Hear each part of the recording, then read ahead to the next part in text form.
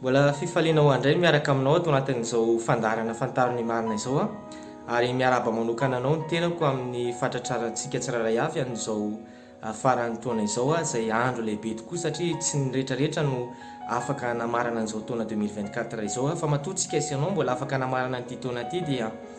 fahasoavan'Andriamanitra zany ary fitahiana lehibe izay nomen'Andriamanitra antsika zany ka mendrika isaoran'Andriamanitra ny amin'ny zavatra rehetrarehetra satria be dia be ny olona amin'izao fotoana izao no manamanjoa amin'izao faran'ny taona izao be dia be ny olona no eny amin'ny hôpitaly be dia be ny olona no ao anatina fahavoazana fa matoa ianao mbola afaka manaraka an'izao fandarana izao matoa ianao mbola salama tsara dia fitahian'Andriamanitra lehibe anao zany ny tenin'Andriamanitra ny amin'ny Salamo 3:1 ny andininy faharoa dia milaza hoe misaorany Jehova ary fanahiko ary aza misy adonoinao ny fitahiany rehetra.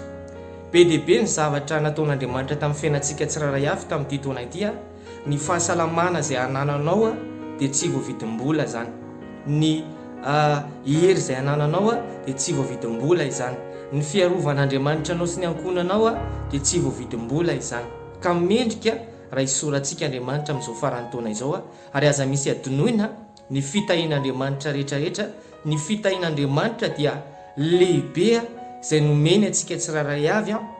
izany mbola maty ho zao antsika tsiraray avy ny fitahian'Andriamanitra no ny fiarovan'Andriamanitra ka amin'izao faran'ny taona izao rariny isika raha isaotra an'Andriamanitra ary tiany entana manokana anao amin'ny famaranana an'ity taona ity mba hamarana ny taona hiaraka amin'Andriamanitra ianao ao anatin'ny fisaorana an'Andriamanitra noho izany zava-dehibe rehetra izay nataon'Andriamanitra teo amin'ny fiainanao izany